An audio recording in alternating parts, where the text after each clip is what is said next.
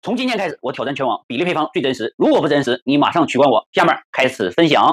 首先，我们准备糯米粉30克、低筋面粉80克、泡打粉10克、生粉10克、粘米粉30克、玉米淀粉30克、盐6克、味素6克。我们将上称舀好的粉全部兑在一个盆中，给它搅均搅匀，一定要多搅一会儿。我们取蜂窝粉100克、红油80克。给它搅均，一定要先将油搅均。搅均以后，我们加入20克的高度白酒，再次给它搅均。最后呢，我们加入水100克，再次给它搅均。搅均以后备用。我们取虾开背，放入1克的盐，给它抓均，喂个底口。我们将虾蘸上蜂窝糊油温160度，下入油锅中开始炸制。来，大家看一眼炸好的效果。如果想让蜂窝的效果更好，我们可以挂2次这个蜂窝糊去炸制炸出来效果。来，大家看效果，这是挂2次以上的这个糊的效果。炸好以后，我们进行摆盘。这个蜂窝糊炸出来呢，特别的酥脆，可以炸银鳕鱼，还有生蚝都可以。